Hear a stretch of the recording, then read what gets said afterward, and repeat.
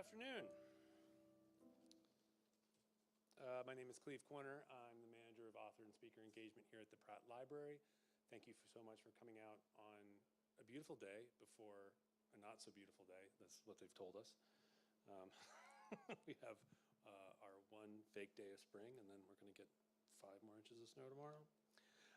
But anyway, thank you so much for coming out. Scott's going to speak for about 45 minutes, and then we'll have time for your questions. If you have a question, raise your hand. He'll call on you, and then he'll repeat the question for our online audience. We do stream 90% of our programs here, author programs here at the Pratt. So if you ever can't make it out to a program, know that we live stream our programs for free on our YouTube and our Facebook pages. And that's where we archive the programs as well. So once this program is over this evening, this will be archived on our YouTube and Facebook page.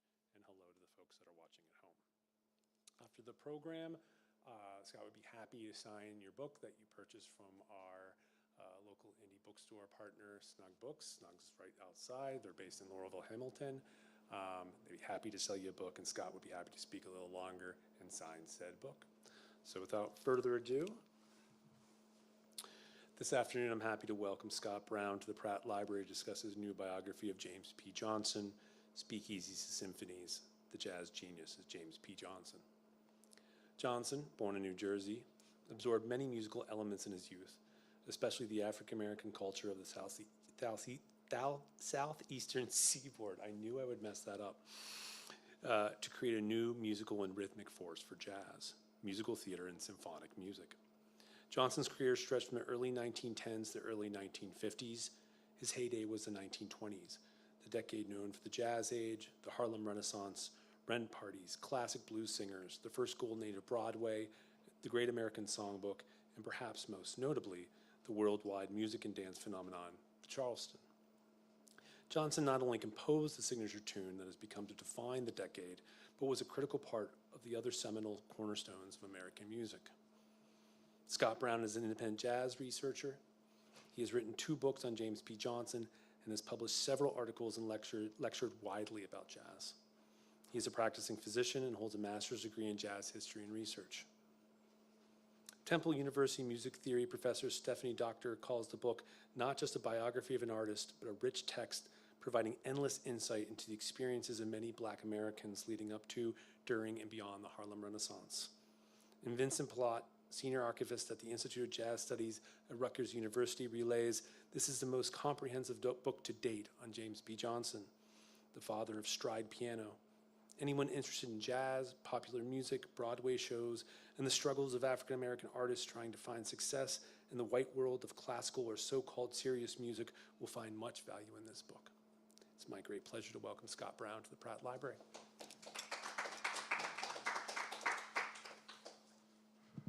Thank you very much, and thanks to the Pratt Library for having me, and thanks to you all for attending. So I'm curious who here, at least in person, before you saw this listing and before you decided to attend, who here has never heard of James P. Johnson or know very little about James P. Johnson? Be honest. Okay, all right, that's okay. That's why I'm doing this. So July 4th, 1925, the Pickwick Club collapses, killing 44 people. It was a catastrophe that made international news. And although the dance floor was overcrowded and the building was in very poor repair, it was concluded in the subsequent investigation that the reason for the collapse was not the number of people or the structure of the building, but what they were dancing. And they were dancing the Charleston.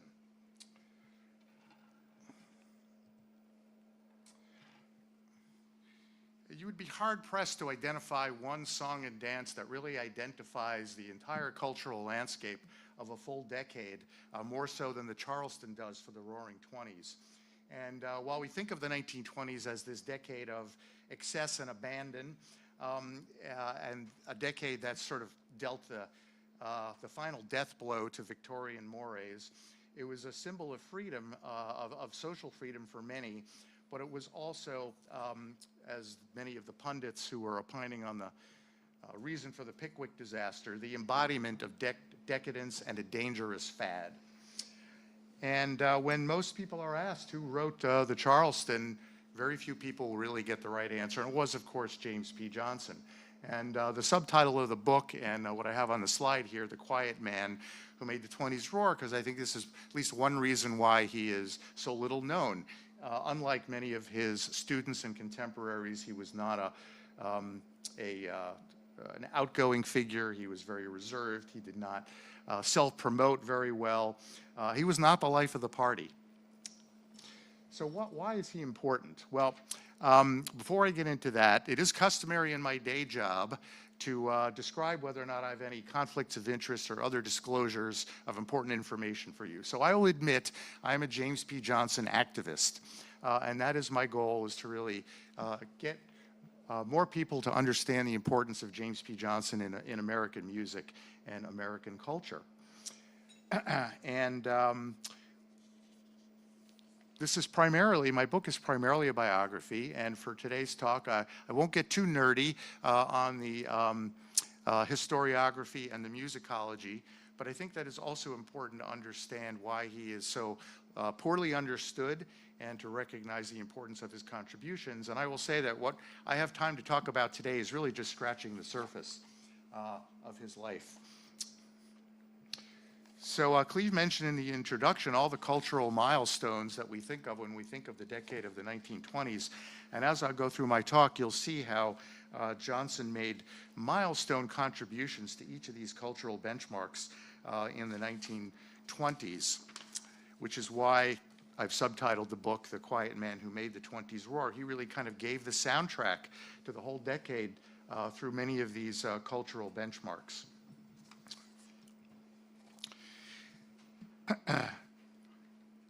James P. Johnson was born in New Brunswick, New Jersey on February 1st, 1894.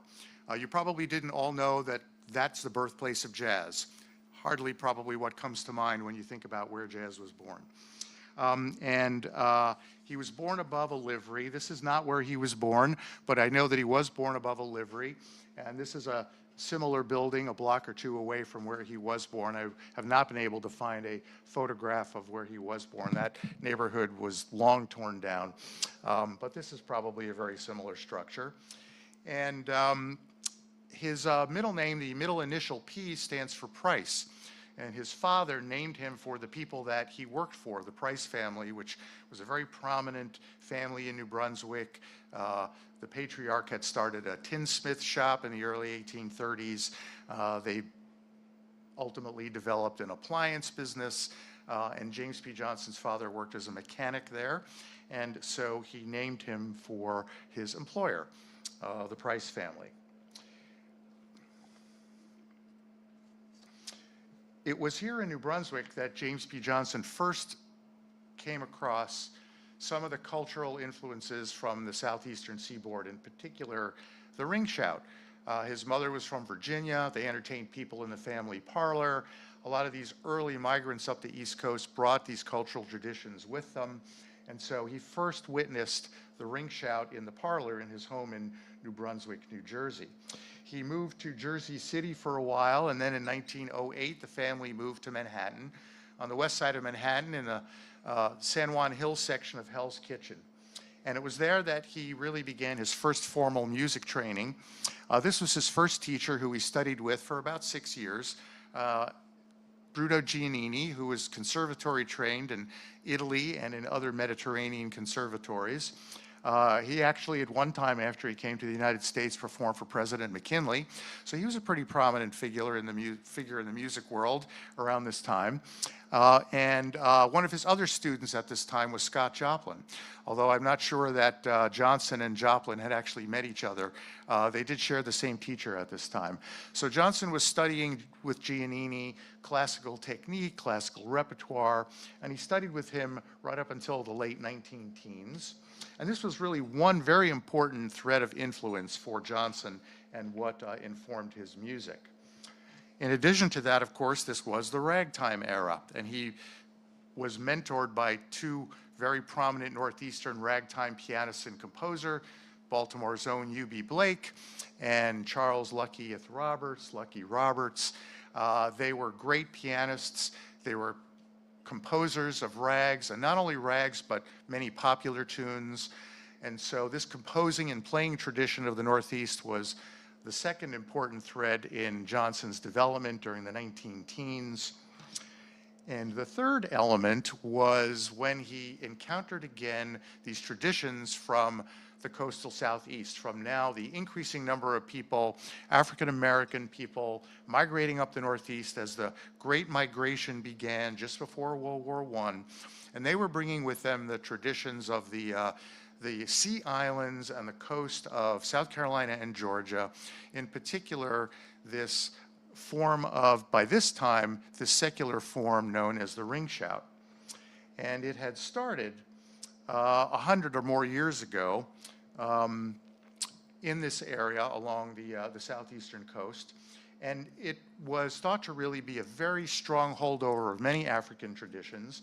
And before the Civil War, it was very much a religious ritual that was practiced in the praise houses on those plantations along the southeastern coast by the Gullah and Geechee people from that area. It was described in more detail around the Civil War in this book, Slave Songs of the United States. A number of very well-known tunes were also described in this book. Roll Jordan, Go Down Moses, Michael, Row Your Boat Ashore were all first transcribed from these abolitionists who made their way down early in the Civil War when the Union Army took over these sea islands along the southeastern seaboard. And so you can see, if I can get the pointer to work here, you can see one island here called Port Royal, I believe, right there.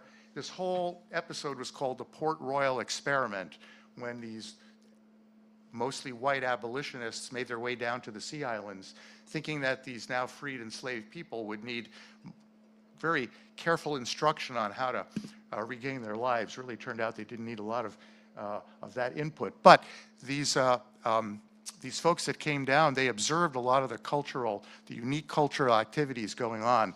And one of them was this notion of the ring shout. And this tradition ultimately became more secularized during the latter part of the 18th century. And by the time it arrived in the Johnson Parlor in the late 1890s and in Hell's Kitchen in the 19-teens, it was very much a secular form of dance. So the origin stories of early jazz and its antecedents, ragtime and blues, are very often geographically defined. So ragtime, which really emerged in the early 1890s, is often cited geographically as having emerged from the Midwest, especially Missouri, St. Louis, and Sedalia, and that's where people like Scott Joplin began their careers. About a decade later, when the blues was beginning to be codified, it's frequently identified more in the Mississippi Delta, a bit in Texas, about a decade later. And all of those influences, ragtime, the blues, made their way down to New Orleans, which in itself was a great melting pot of non-Anglo-Saxon European traditions, French and Spanish traditions, as well as pan-Caribbean traditions. And all of this came together in New Orleans. And so everyone knows that New Orleans was the birthplace of jazz because of all of that. Well, that's fine, except there was something else going on entirely along the East Coast. And it was this whole migration up the East Coast. So while the traditional history is everyone made their way up the center of the country from New Orleans, and that's where jazz began and spread throughout the rest of the country, a similar migration was happening along the East Coast, informing musicians of the Northeast with these traditions of the coastal Southeast. And all of these influences, the richness of the classical piano with its virtuosity and orchestral depth, the harmonic richness of ragtime and popular music, and the rhythmic complexity of the ring shout came together in James P. Johnson. And this was one of his first compositions, which he really started working on probably around 1914, or 1915. And he recorded this first on piano roll in late 1917. Now keep in mind, that's the same year that the original Dixieland Jazz Band recorded supposedly the first jazz record. So what was going on the East Coast with all of these influences from the coastal Southeast were creating a whole different stream of jazz music concurrent with what was going on in New Orleans. Now you really don't need a PhD in musicology to understand that James P. Johnson is telling us what his musical influences are. So we have the geographic origin from the Carolina, and we have the musical and rhythmic origin from the shout dances. So here it is in the Carolina shout. And this is his first recording in this very rare piano roll from 1917.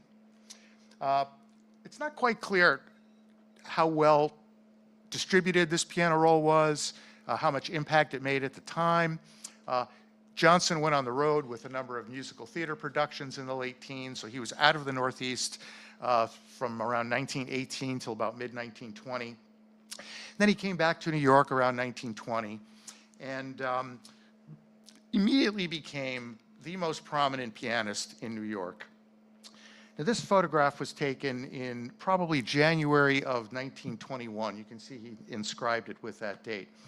And just to put this in context, there were very few African Americans making records up until Mamie Smith's groundbreaking blues recording of the Crazy Blues, which was released in November of 1920. And that's what started what has been known as the race record market, where it became clear that there was a huge market for recordings by African American musicians, not just in the black community, but throughout the whole country in all communities. So Mamie Smith's record sold 75,000 copies in the first few months. James P. Johnson was the first black pianist to be contracted with the QRS Music Company, which was the largest manufacturer of piano rolls in the country, if not the world.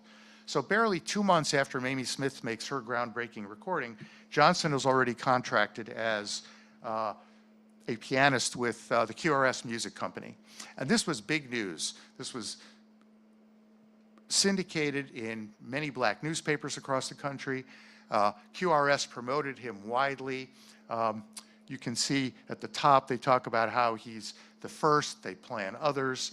And you can see that what he did here, one of the first things he did was to re-record the Carolina Shout. So the first version from 1917 has a few issues, and it's not clear whether that's the technology of the piano roll recording at the time or whether his conception wasn't completely fully worked out. But by 1921, he had completely refined it. And this piano roll really changed jazz piano history. So this is really where I believe the history of jazz piano begins, with the Carolina Shout. And this roll is important because it immediately was required playing for all pianists, at least in the Northeast.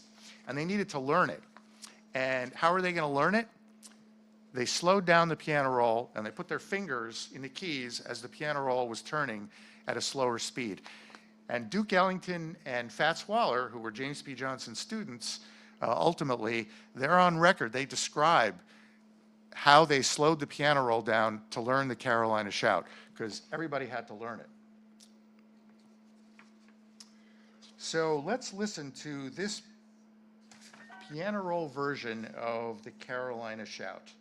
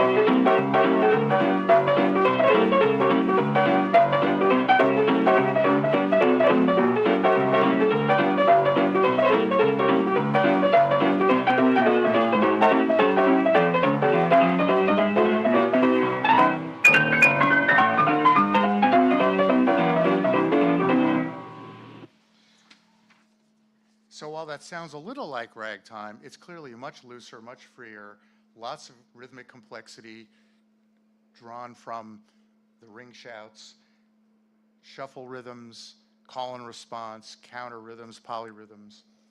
So this was the model for Stride piano. He did record it on disc later in the year.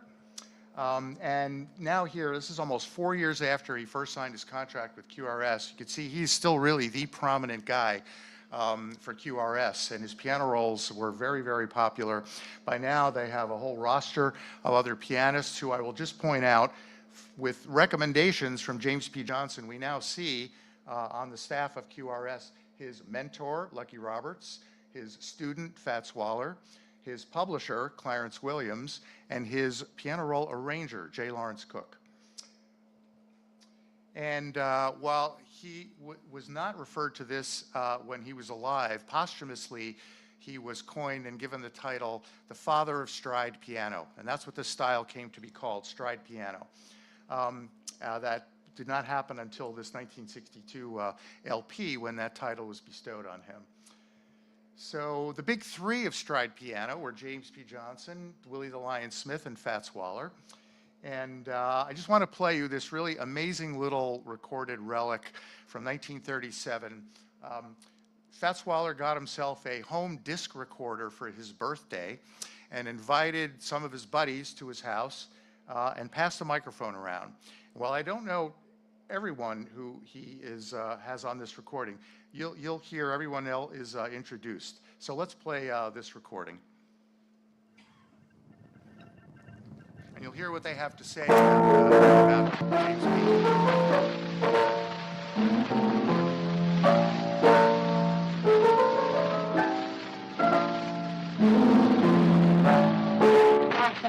Right here, we have the good friend. Oh, yes, the good press agent. Right here. Fist up and roll, will you, boy? Gotta do it. You gotta do it. Come on, brother. And here am I among the finest and greatest artists of my race. Proud to be here and love it. You are? Love it. Love it? Love it. Love that. That's it what. And now, here's Jimmy Blake, the mastermind. Had that show shuffle along. What have you got to say, Shuffle? All I got to say is Jimmy Johnson has been my envy for life and the greatest pianist that I've ever known of our race. Them sentiments is mine, too. And now, Jimmy Johnson. Jimmy, what have you got to say for yourself? Well, hello, Big Filthy. What do you got to say? Latch on. Latch on. All right, the then. daisy chain. Right on. And look at here. Here's Jimmy Branson. My goodness, this boy went to school. What have you got to say, Jimmy? This was the greatest afternoon of my life. The quintessence of musical appreciation. In other words, these cats sent me. Oh, they sent you, huh? And here's Bill Nevius. Ladies and gentlemen, it's been a very pleasant evening this afternoon with these gentlemen. Are you sure, this gentlemen? You really ready? Lion. Here's the lion up here. Roar, son. Rajing. Ladies and gentlemen, it gives me great pleasure this afternoon. The happiest moment of my life is to be with three of the greatest pianists in the world. I think so. Thomas Fats Waller, Huey Blake, and James P. Johnson. Outstanding. In Jewish, we say, I didn't die taten with a pulse daten, so came in the chatna, didn't die taten dana. Also, Mrs. Waller and all assembled, Ken Macomb, Saguni Shuffle, that says. Allah Sayid. And now, Ken Macomba. What have you got to say for yourself, Tom? I don't know what the heck I'm doing here, because the best I can do is try to do with my fingers what these birds Well, do. you arrange for me, don't you? With my pencil, I got to do what these birds do with their fingers. What? But I got to keep a lot of lead in the pencil. Well, after all, here's what we wind up with. Both going 20 years ago.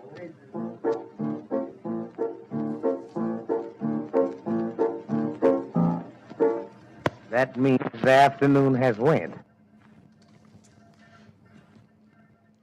So what happened to stride piano? Was this just the terminal phase of ragtime? Did it sort of disappear? Some people write about it as just being this transitional music that was a very brief but necessary stop between Scott Joplin and Art Tatum. Well, I believe that it really became the backbone for many, many generations of jazz piano. So we're not going to play, I think what we'll do is we'll play a few seconds of these clips, and I'll cue you in to stop them in the interest of time. But I just want you to hear what all these probably better known pianists, probably many of you have heard of many of these guys here, right? So what did they do? How did stride piano affect their playing? So let's start with Duke Ellington, 8 years after the Carolina Shout.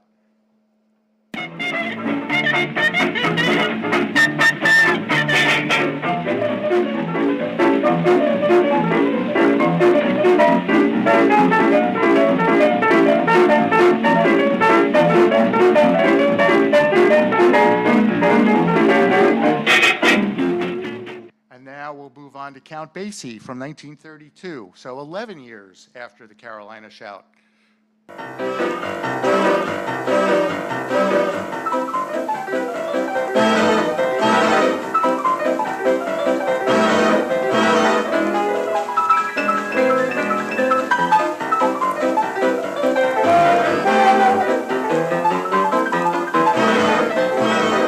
Move on now to Art Tatum. Can you advance that about 25 seconds? Are you able to do that? Yes. Okay, let's do that. So now we're how many years? 20-odd years almost?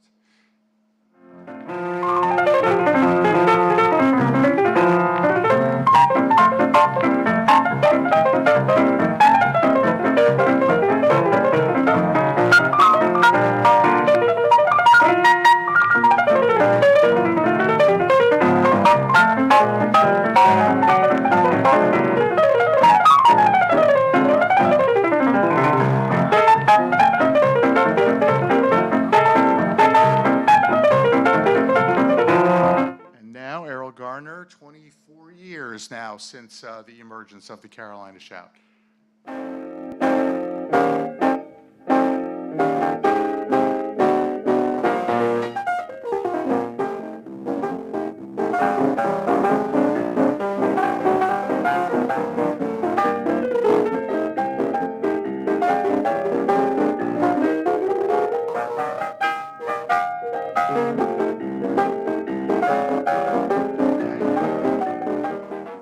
And then finally, 50 years after the Carolina Shout became the model for this style of music, Thelonious Monk, who I think probably we all think of as sort of the icon of modern jazz, in his later years when he recorded completely unaccompanied, this is what he sounded like. We can advance this about 1 second or so.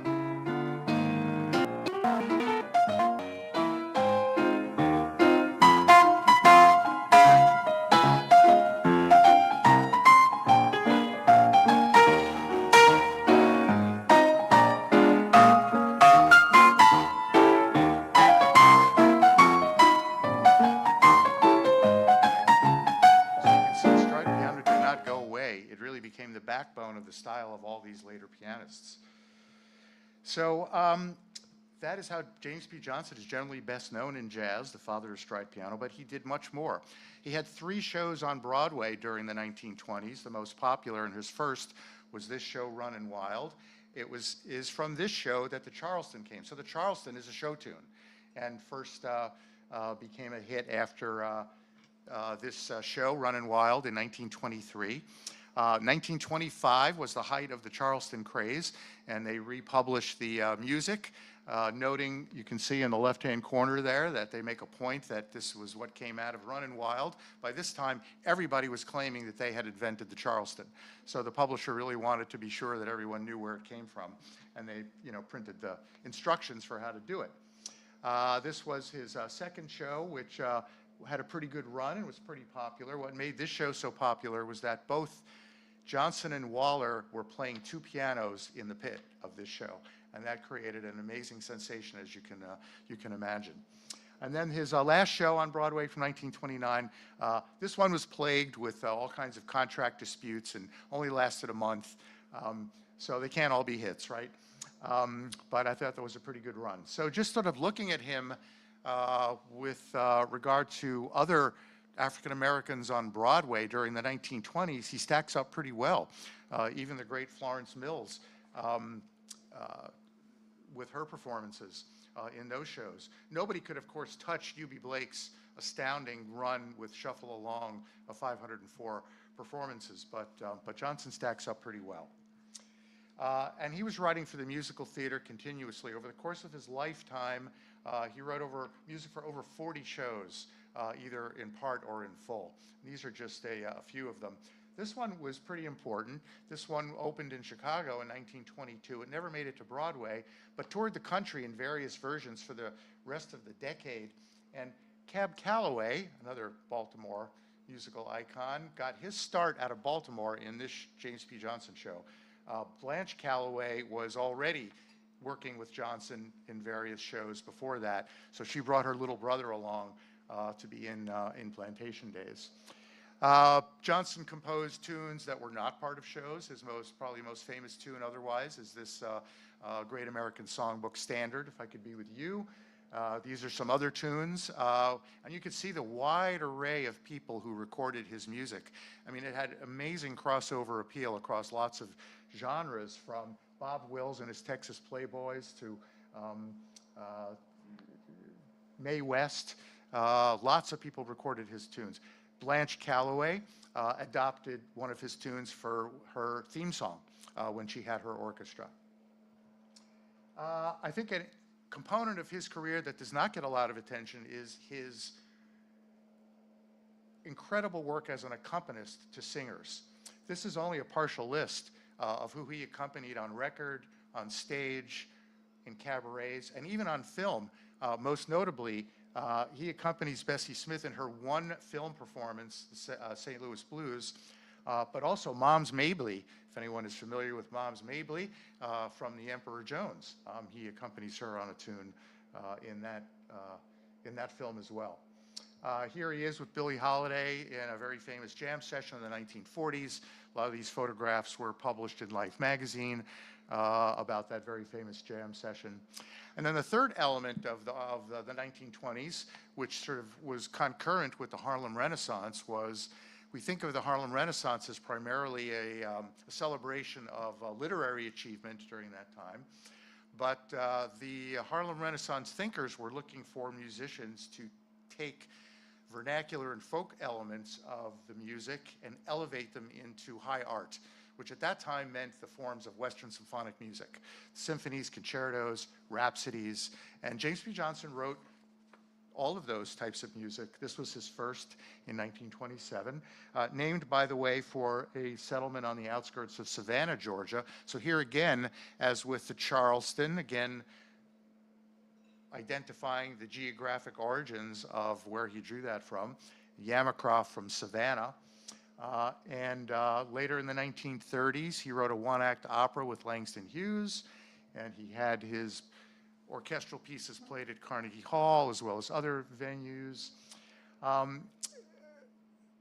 He was a mainstay of these early independent recording labels. These are two of the most prominent ones he recorded for. I think most people today think of Blue Note Records as the home of modern jazz, but Blue Note Records was started in 1939, and in the early 1940s, Johnson was part of a number of groups called the Blue Note Jazzmen, many of them under his name. So he was really at the beginning of Blue Note Records. He recorded for Moses Ash for his record label, which ultimately became Folkways Records. You might have heard about Folkways Records. So in fact, Johnson's recording was Mo Ash's first jazz recording, which launched Mo Ash into the field of jazz recording. Johnson's last show was this show, Sugar Hill, which opened in Los Angeles, played for 3.5 months.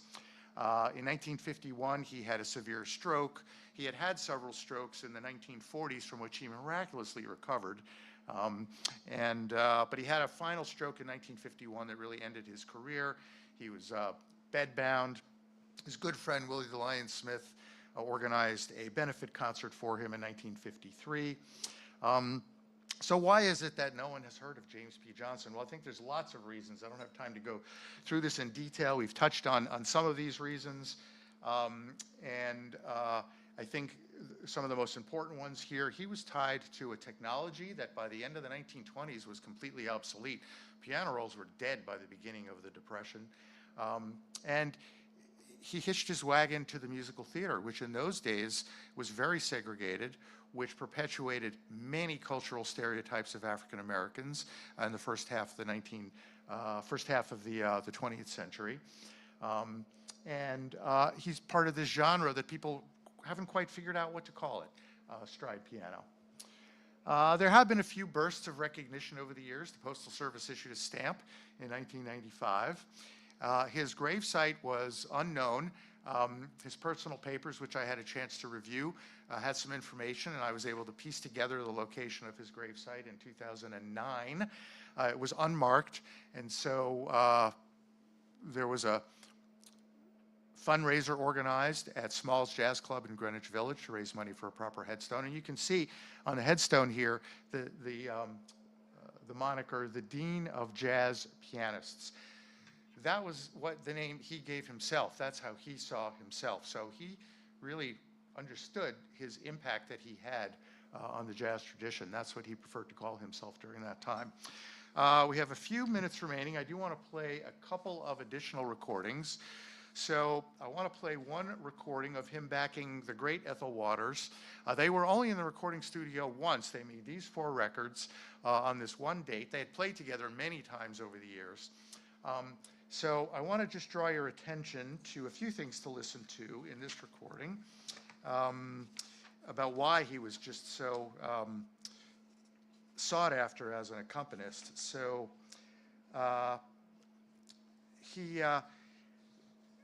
this is just him and Ethel Waters singing. So there's no bass player. What you are hearing is his left hand with the bass notes. Listen to the vocal breaks. He does something different with each vocal break. He accentuates the lyrics with musical gesticulation. So listen particularly to the line, "Got a headline story," and what he does with that. And while he's playing the heck out of the piano with both hands, it does not compete or override Ethel's vocals. So let's play Guess Who's in Town?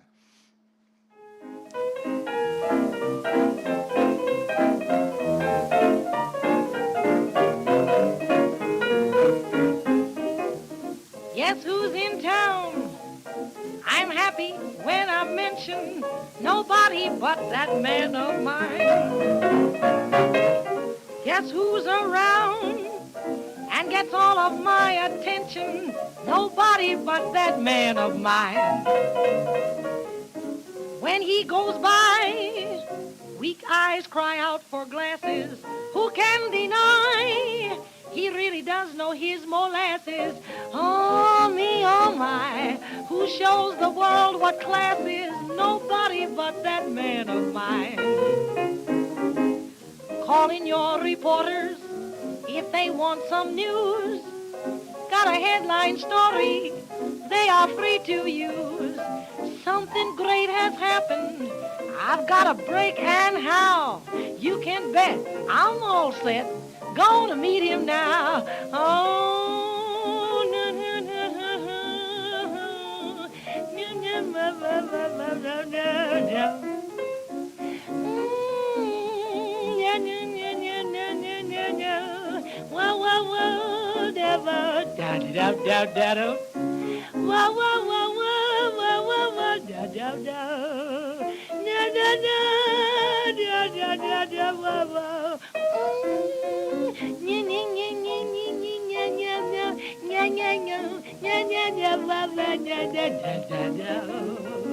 Oh, guess who's in town? And here's the main attraction, nobody but that man of mine. Guess who's in town and giving me plenty action, nobody but that man of mine. Listen to this, we've got a date at 7, and from his first kiss, I'm gonna keep him busy till 11. If you're speaking of bliss, Who's got the key to heaven? Nobody but that man of mine.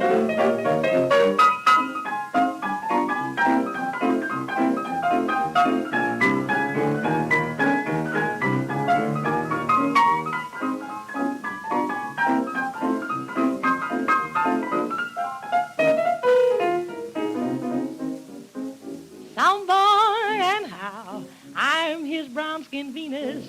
We've made a vow that the devil himself can't come between us. We don't care now. Tell all the world you've seen us. Nobody but that man of mine. Skip that for now. Okay, the last track I want to play comes from a recording off the airwaves from a radio show in 1947. And this was a tune that he had written in 1932 for this stage show called Harlem Hacha. It played at Connie's Inn, which was one of the big three venues in Harlem at that time, with the Cotton Club and Small's Paradise, the other two. I think that I like this recording a lot because he sort of takes us through what I think he's envisioned as the staging for this tune. Takes us through the verse in sort of a very spiritual type of theme. In fact, the subtitle of this tune is called a rhythmic spiritual. Then he plays in a more rollicking gospel type of approach, and then finally some very exuberant stride piano. And it shows nicely that he could play a lot more than just oompas with his left hand. And just as a reminder, he'd already had a couple of strokes by the time he made this recording. So I also want to point out, the circles that he was running in here. So his lyricist for this tune was Andy Razaf. If that name doesn't ring a bell, he's better known as Fats Waller's lyricist. Wrote the lyrics to Honeysuckle Rose, Ain't Misbehavin'. The orchestra here is being led by Don Redmond, who is probably one of the first great arrangers in orchestral jazz for Fletcher Henderson's orchestra. And this was published by W.C. Handy's music company. So he was really running in the top level of musicians at that time. So let's listen to Ain't You Got Music?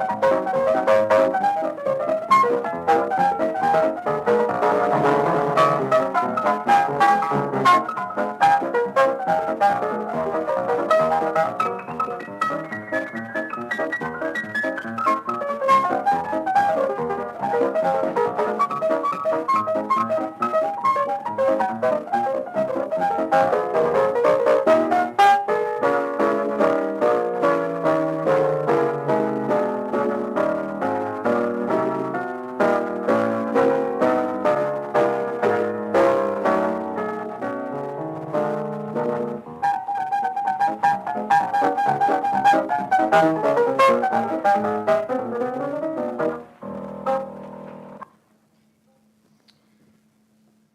so like I think pointed out at the beginning, this really barely scratches the surface of his career. This is just a partial list of other people that he intersected with. Really researching James P. Johnson is very fun because he crossed paths with just about everybody during that era, from other prominent musicians to gangsters to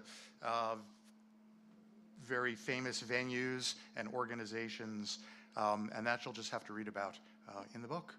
So thank you for your attention, and I'm happy to answer any questions.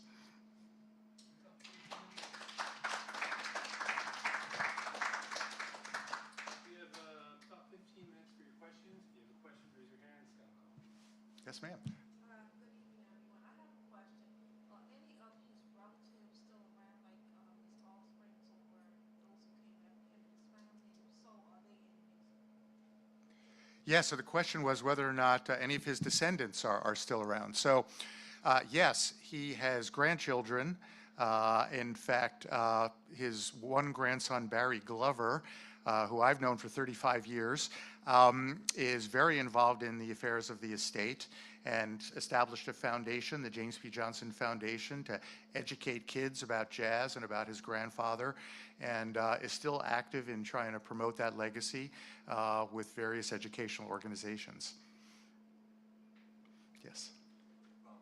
I'll just start out by saying that I'm a retired member of the Baltimore Symphony, and among other things, in this genre we have played Victory Stride by James P. Didn't he do a Harlem Symphony?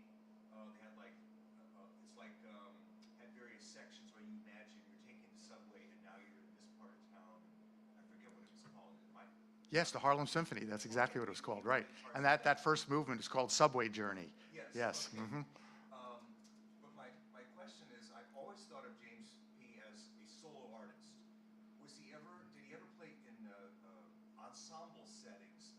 It seems hard to imagine because with him playing, you don't need a bass player, you don't need drums. But I wonder if it seems like it'd be hard to not find yourself in some kind of a combo setting. Did he ever play like swing music, or was it pretty much this was his style and he stuck to it? That is a great question. So the question was really that when you think about James P. Johnson, because he's such a virtuoso in a very demanding solo jazz piano style like stride piano, most people think of him as really just sort of living in that context. And the question is whether he played in groups with orchestras, with small bands. And I just wanted to bring up the flyer. I think I'm going the wrong way. For that Blue Note recording session, where he is with an ensemble. So here, the James P. Johnson's Blue Note Jazz Band, he's playing with guys like Ben Webster and Big Sid Catlett and all kinds of other swing musicians. And in fact, on these Blue Note sides, he's so versatile that there are some of these sides that are just very much traditional New Orleans jazz, where he's playing with New Orleans players like Edmund Hall. And then the next session, he's playing with Ben Webster, who is a swing musician. So he played with many, many bands. He had bands on stage in those Harlem venues. He never had his own orchestra for any period of time. Like Duke Ellington and Count Basie had an orchestra that became part of their identities. So he never had an orchestra that became part of his identity. Even Fats Waller had his small group, Fats Waller and his Rhythm. And so that became his identity. Johnson never had that. And I think it's one reason why he is thought of so much more as a solo pianist than really being in the mainstream of everything that was going on with jazz. Yes, ma'am. How was his music influential in the civil rights movement with African Americans demanding rights in his era and his time? What was he specifically used? And did he talk about his experiences as an African American musician and what he had to endure during his time?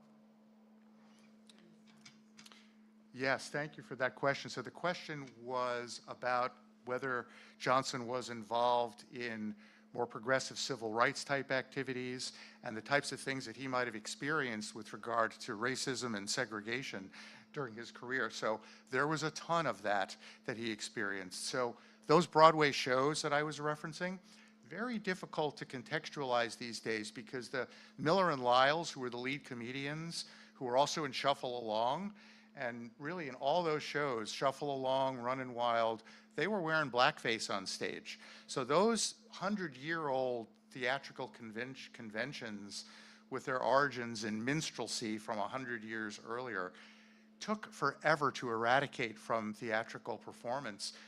And really, they survived even beyond the 1920s in many presentations.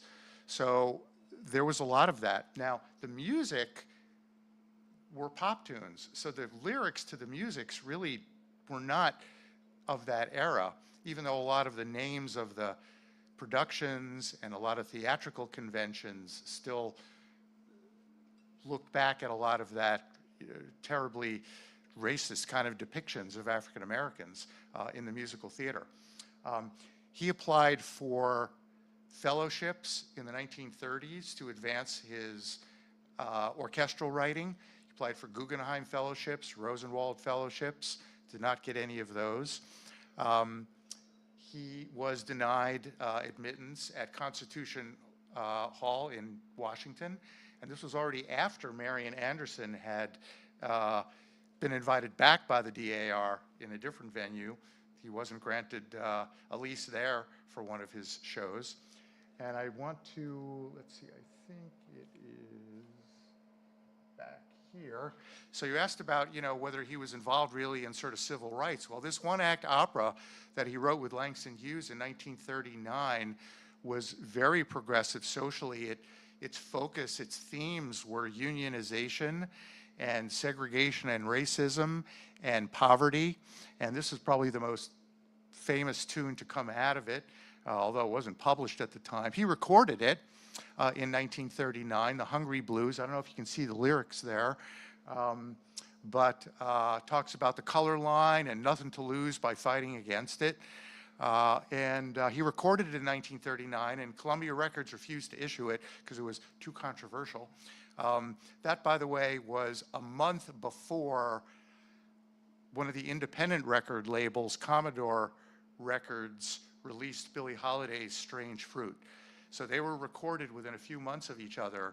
It took Milt Gabler, who was running his own independent record label, to release Strange Fruit, but Columbia, who was James P. was under contract with, refused to issue The Hungry Blues because of its controversial progressive content. So I hope that answers a little bit of your question. I have a question. Yes. From the audience watching online, and it is in relation to the 35 years of research, Scott. And what spurred it? What first got you connected to James P? Wow, how much time do we have?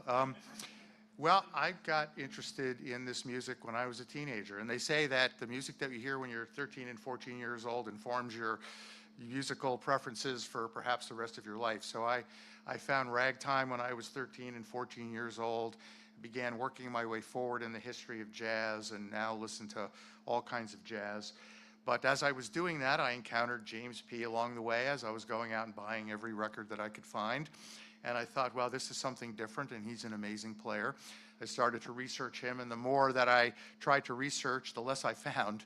And so I had the opportunity to write his biography as my college thesis, and that sort of became my first book on him. I brought a copy because it has the full discography in it in case anybody was going to ask me any questions about recordings. So that was the first book on James P. Johnson, which was an outgrowth of my college thesis. It was only after that, thanks to, by the way, Marin Alsop, which is why the Baltimore Symphony has been playing some James P. Johnson tunes. So 35 years ago, Marin, our former director of the Baltimore Symphony, had an interest in performing jazz-inspired symphonic music, had heard James P. Johnson wrote these pieces, went to look for the scores. Of course, they were lost by then. So it was she who inspired me to get back in touch with the family, which we did. Turned out the family had kept dozens of boxes of his personal effects and personal papers in the attic, and included were a lot of the scores of the Harlem Symphony and Victory Stride and a number of other pieces, as well as scrapbooks and letters and contracts. It's how I know the exact date that he signed with the QRS Music Company to start making piano rolls. So that was 30-odd years ago, and I realized there was so much more to his story, and that's what inspired me to take on more research. Yes, sir. What do you think the boogie woogie artists would have thought about James P. Johnson and vice versa? The question was, what would the boogie woogie artists have thought about James P. Johnson? Well, that's an interesting thought, because a number of the so-called boogie woogie artists could play stride piano. So Pete Johnson and Albert Ammons could play pretty good stride piano, as it turns out. And there were even early pianists from the Midwest who played a hybrid style of a lot of blues and boogie influenced, but also very ragtime stride influenced piano. Guys like Jimmy Blythe, Clarence Johnson, these players from Chicago. So there was a lot of melding and overlap of styles. I can tell you that a lot of the stride players didn't have a lot of respect for the boogie woogie players. They thought it was very simplistic and monotonous, and Fats Waller had it written to his contracts he would not play boogie woogie. So I'm not sure the mutual admiration went as much both ways. Thank you very much.